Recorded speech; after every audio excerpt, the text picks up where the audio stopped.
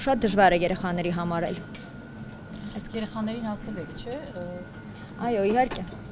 Երեխաները իրենք տեսնում են, կարդում են եւ շատ լավ տեղյակ են իրավիճակից։ Իրանք նույնպես հպարտ են իրենց հայրիկով։ Այս ընթացքում Դավիթը ուներ հնարավորություն չվերադառնալու, բայց նա որոշեց վերադառնա, քանզի ինքը լիովին արդար է եւ վախենալու ոչինչ չունի։ Այսինքն այս ամենը համարում է քաղաքական հետապնդում։ Այո, իհարկե։ Վճռի թիվը տևողությունը ավելի ճիշտ որ տեսնում եք, կարծում եմ պետք է հիմար լինի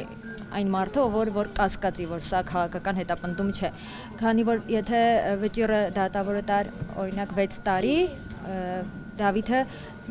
չէր կալանավորվի։ Այդ 3 ամիսը հատուկ է արված, որպեսզի Դավիթին կալանավորվի։ Չնայած նրան, որ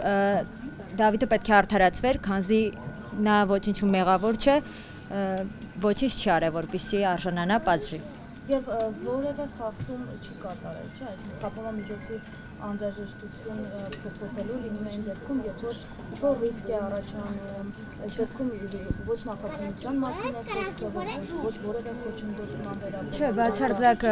որևիցե խախտում չի արել, Դավիթի ճանապարհը բաց է եղել, նա գտնվել է Մոսկվայում, գործուղման, ինչպես նաև անձնական հանդիպումներ կային, այդ իսկ պատճառով գտնվել է Մոսկվայում, իմանալով վճռի մասին, հենց առաջին իսկ րոպեից ասել է, որ վերադառնալու է։ 1 րոպե անգամ չի կասկածել իր որոշման մեջ։